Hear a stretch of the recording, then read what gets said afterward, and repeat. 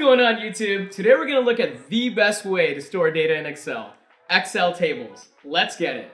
If you're not using Excel tables in your Excel sheets, you're really missing out.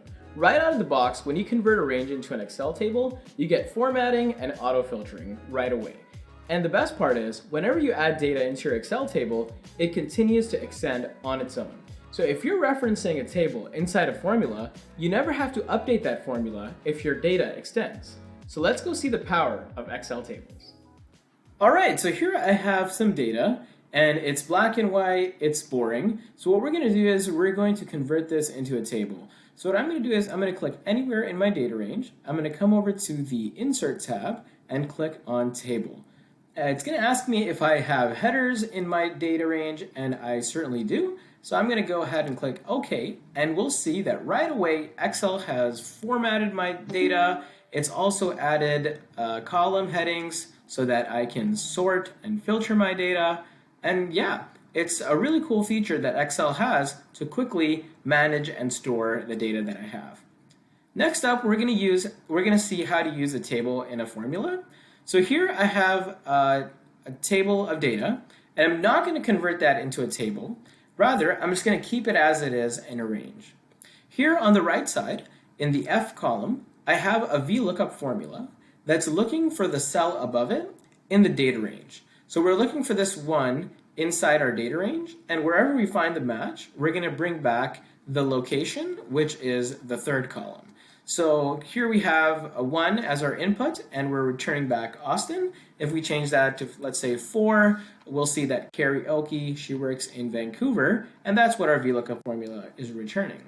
The problem is, if I add a 9th employee, let's say I add myself in here, and I'm working in Toronto, if I add them to my data range and I haven't included that in my VLookup formula, then this VLookup formula will fail. So if I enter 9, you'll see that it doesn't find a match because the range isn't long enough to include the new record that I've just added.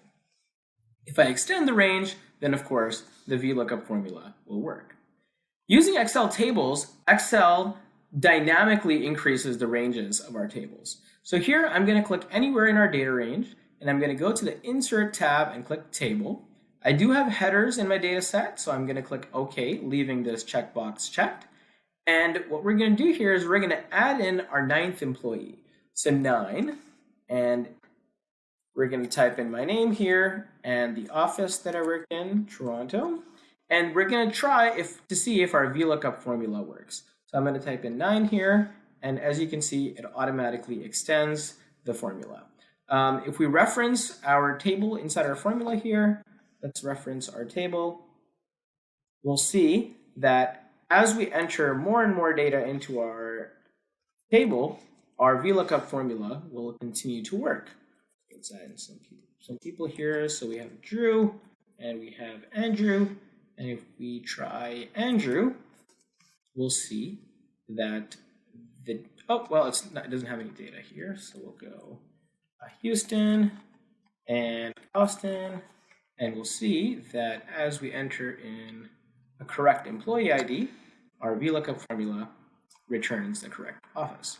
So that's how you use tables in Excel, and that's why it's really useful because it continues to extend the range that you're looking at. Alright guys, so that's the video. I hope you saw how useful Excel tables can be. If you liked the video, like, comment, and subscribe, and yeah, let's make some fun things in Excel.